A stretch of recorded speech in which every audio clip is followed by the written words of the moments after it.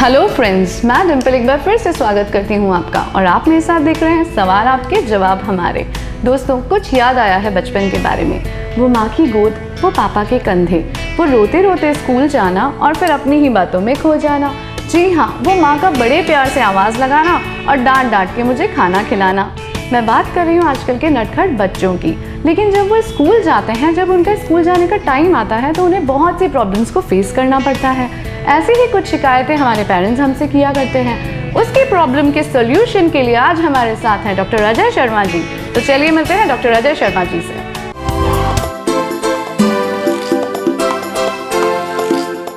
Hello sir, how are you? Sir, तो चलिए programme शुरू करने से पहले चलते हैं और देखते हैं कि आज के जो हमारे दर्शक हैं उन्हें क्या प्रॉब्लम है। एक बात मैं और आपको बताना चाहूँगी कि ये जो पेरेंट हैं वो सेंट जोसेफ स्कूल के नहीं हैं, किसी और स्कूल के हैं। और चलिए देखते हैं इनकी क्या प्रॉब्लम है। डॉक्टर साहब, मैं आपसे ये प्रश्न पूछना चाहती हूँ कि जो टीचर्स और पेरेंट्स के बीच कम्युनिकेशन जो गैप आ जाता है तो वो कैसे कम किया जाए? क्योंकि जो बच्चे हैं ना तो टीचर्स उनके बच्चों के बारे में कुछ बता पाती है और ना ही पेरेंट्स अपने बच्चों के बारे में ठीक से पूछ पाते हैं। तो ये जो कम्युनिकेशन गैप है वो कैसे कम किया जाए और कैसे दूर किया जाए? सर, जैसा कि अभी आपने देखा कि हमारी एक दर्शक हमारे साथ जुड़ी हुई है और उन्होंने हमें ये बताया है कि जब वो अपने बच्चे के स्कूल जाती हैं तो उन्हें बहुत ज़्यादा कम्युनिकेशन प्रॉब्लम आती है। वो बहुत ज़्यादा हेजिटेट हो जाती है कि वो टीचर्स से कैसे कम्युनिकेट करे, कैसे वहाँ पे अपनी प्रॉब्लम्स को डिलीवर करें। उसके लिए आप हमारी दर्शक को क्या सजेशन देना चाहेंगे? Yeah, Dimple, actually, this is a problem which is naturally faced by the parents, because अगर हम दोनों चीज़ को देखें तो हमें लगता है कि स्कूल अथॉरिटीज़ भी अपनी जगह सही हैं। फॉर इंस्टेंस, एक स्कूल के अंदर अगर 3000 बच्चे हैं तो इट इज़ नॉट पॉसिबल कि सारे 3000 लोगों से वहाँ का प्रिंसिपल इंटरेक्ट कर सके। लेकिन अगर हम एज अ पेरेंट्स सोचते हैं तो भी लगता है कि मेरे बच्चे की प्रॉब्लम है, आई am more concern about it, और मैं चाहता हूँ कि उसको मैं जल्दी से जल्दी स्कूल अथॉरिटीज़ को कन्वे करूँ और उसका इफेक्ट मेरे को मिले। So looking at both the scenarios in Saint Joseph group, we have designed a system like हर बच्चे की डायरी पे एक नंबर होता है, उस पे पेरेंट्स कॉल कर सकते हैं at any time in the school hours, and एक स्पेशल मैनेजर इसलिए अपॉइंटेड है जो उसको रिसीव करेगा और एक रजिस्टर के अंदर उसको नोट डाउन करेगा। इमीडिएटली उसका एक मेमो बनता है और वो मेमो कंसर्न स्टाफ हेड के पास चल जाता है। जूनियर क्लासेस रिलेटेड है तो जूनियर स्टाफ हेड के पास, सीनियर तो सीनियर स्टाफ हेड के पास। And it is the law of the group. हमारे जितने भी 7 स्कूल्स हैं उनके अंदर ये लॉ है कि कंप्लेन रिसीव होने के 1 घंटे के अंदर उसका सॉल्यूशन उस पेरेंट्स के मोबाइल पे जाना चाहिए। Okay, that you have told this problem, your child has lost the copy in the school or whatever, and we have checked it and copy is not lost, it's with the teacher for checking. So parents is like at ease, yeah, my problem is solved. This is one system we are having.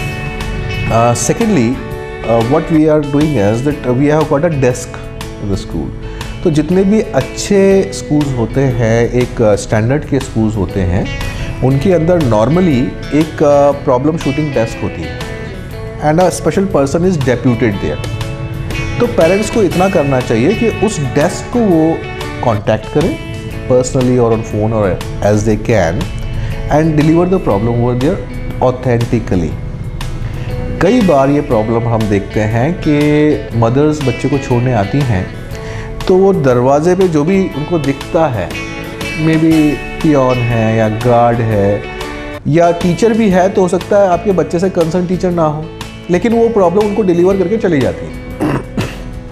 देख के मेरा बच्चा कल for instance tiffin box इधर ही भूल गया है, आप प्लीज़ देखना। So it is not delivered properly ना, तो उसका इफेक्ट नहीं आता है। हम सोचते हैं अरे मैंने तो प्रॉब्लम बता दी थी फिर भी मेरा प्रॉब्लम सॉल्व नहीं हुआ। Actually problem is it is not delivered to the right person, so we have to take care of it.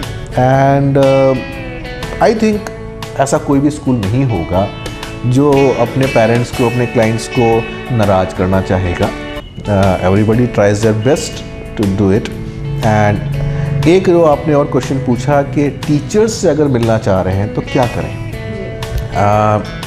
Parent teachers meet होती हैं but they are very rare. I think 3 to 5 या 8 मान लें maximum, तो वो फिर भी कम है। In that sense normally as per the CBSE and all, second Saturdays are the holidays, so we may request the principal to get yourself in touch with the particular teacher on second Saturday, because teachers are in the school, they are normally doing their lesson plans and works. ये मैं आपको अंदर की बातें बता रहा हूँ जो स्कूल्स में होता है। तो सेकेंड सैटरडेज को आपको टीचर्स फ्री मिल सकते हैं। And if principal is willing and अगर आप अच्छे से रिक्वेस्ट करते हैं तो I think you can interact even every week, whatever problems are there, and you can talk to the right person. So this is where we can go and दोस्तों, जैसा कि अभी डॉक्टर अजय शर्मा जी ने बताया है कि जब आप स्कूल में जाती हैं बच्चे की कोई भी प्रॉब्लम लेके, तो ध्यान रखें कि आप अपनी प्रॉब्लम सही पर्सन को डिलीवर करें ताकि वो आपका मैसेज बिल्कुल एग्जैक्टली सही जगह पर पहुंच जाए और आपका सोल्यूशन निकल जाए। डॉक्टर अजय शर्मा जी, मैं आपको एक और बात बताना चाहूँगी। हमारे साथ एक दर्शक और मौजूद हैं, तो आइए जानते हैं उनकी प्रॉब्लम के बारे में।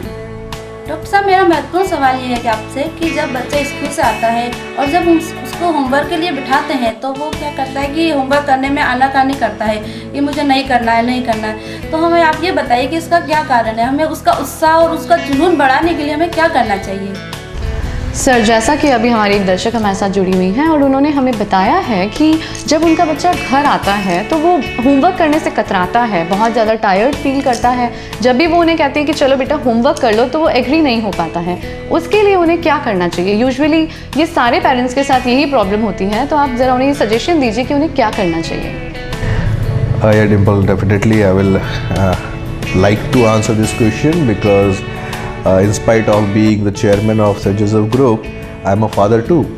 और एक फादर होने के नाते मैं भी ये सब कुछ चीज़ें कभी कभी फेस करता हूँ। Normally in good schools you don't have too much homeworks. अच्छे स्कूलों में ज़्यादा होमवर्क नहीं दिया जाता।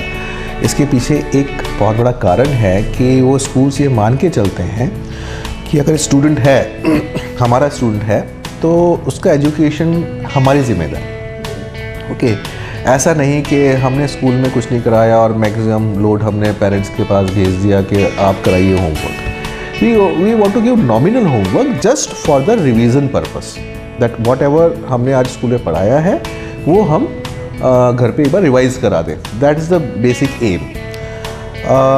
तो मैं नहीं सोचता हूँ कि इतने कम होमवर्क में बच्चा उसको करने के लिए कोई प्रॉब्लम करेगा।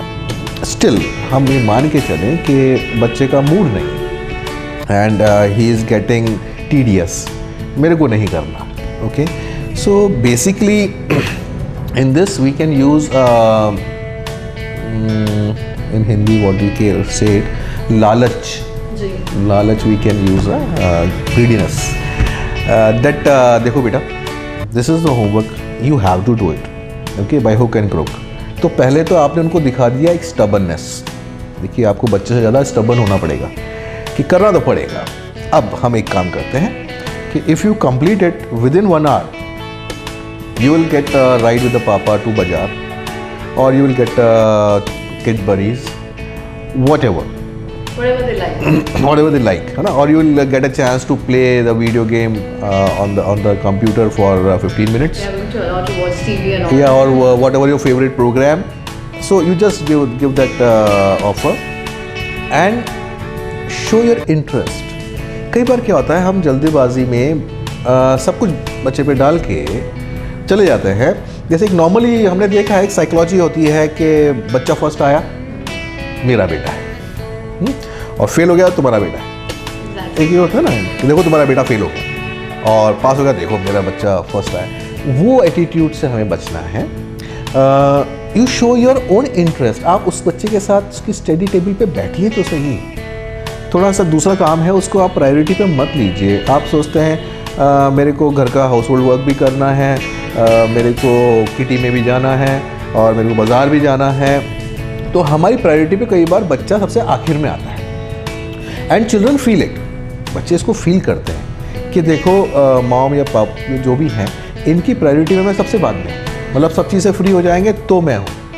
Okay, if I am telling come with me and play with me badminton in the court yard, हम थोड़ा बाहर निकल के अपन बैडमिंटन खेलेंगे, तो 50 बहाने निकल आते हैं। और जब आती है पढ़ाई की बात तो फिर मेरे को ही करना है। तो हमें उस बच्चे के पॉइंट ऑफ व्यू से भी सोचना पड़ेगा कि अगर मैं बच्चा होता तो क्या फील करता।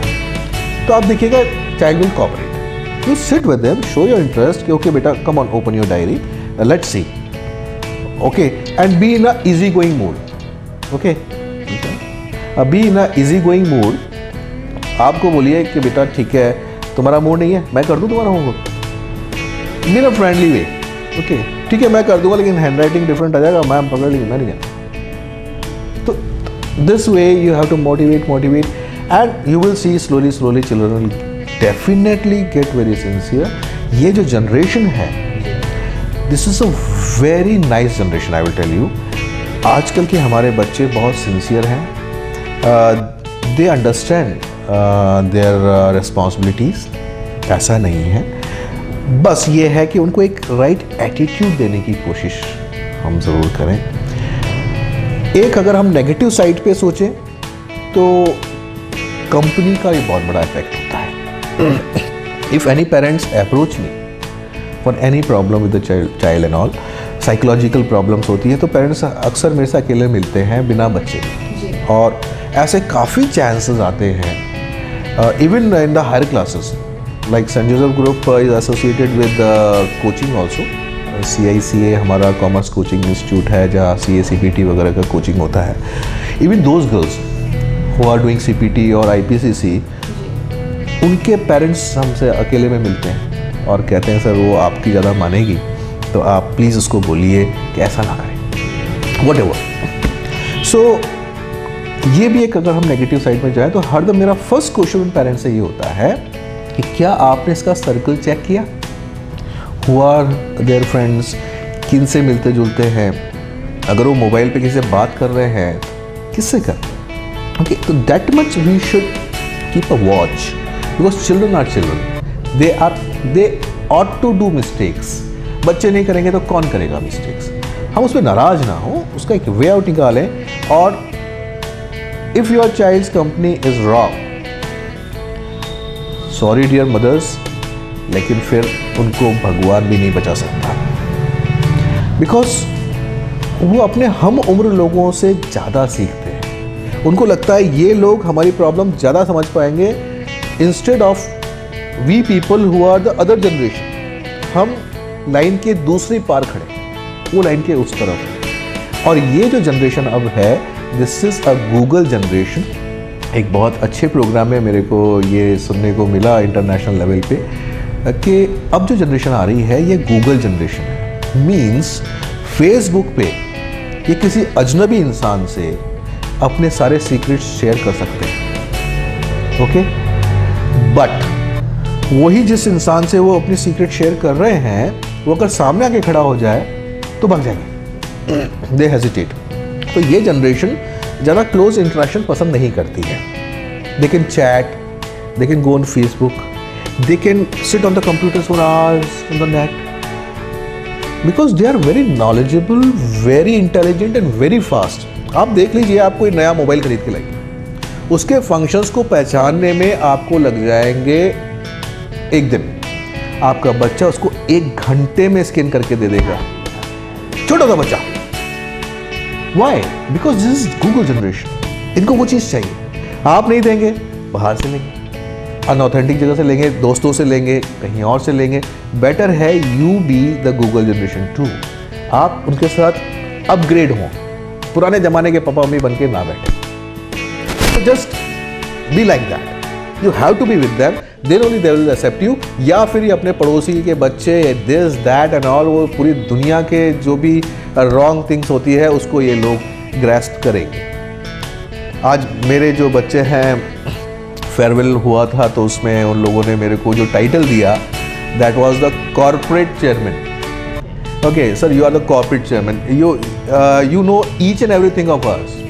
You are everywhere. आप ट्विटर पे भी हैं, आप फेसबुक पे भी हैं, आप जहाँ हम जाते हैं वहाँ पे आप हमें दिख जाते हैं. And you are child with the children and in the same thing I come to know about their problems. कहाँ वो गलत जा रहे हैं, कहाँ कुछ गड़बड़ हो रही है. I catch them. जितने भी मेरे एक्स-जोसेफाइट्स हैं सब फेसबुक पे मेरे पास. And we interact every day. और मैं देखता रहता हूँ उसके थ्रू कि उनके अब दोस्त कौन हैं. वो अगर कॉलेज में भी हैं तो किससे दोस्ती कर रहे हैं. And I normally stop them. There was a girl who was in college. All the friends on our Facebook are boys. Now Pooja क्या कर रही हो भैया? What is this? All boyfriends, not a single girl. Sir I feel I am more of a boy. हो गया. मैं तो ऐसा लगता है कि मैं तो ज़्यादा लड़का ही हूँ, लड़की नहीं हूँ. I don't have mental set. So I had a talk, then counseled her and everything, and I told her about the dangers also. To be careful, don't go on tours with these boys or don't go on datings at late nights and all these things.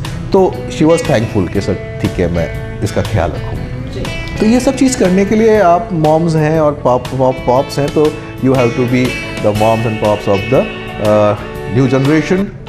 Google generation, and you will see the children will cooperate with you. They will be definitely with you. Thank you so much sir. Thank you. आपने जो suggestion दिया है वो कि parents जो हैं ये suggestion ज़रूर फॉलो करेंगे, वो भी नई जनरेशन बनने की कोशिश करेंगे. और आपने हमें अपना इतना कीमती समय दिया उसके लिए थैंक यू वेरी मच.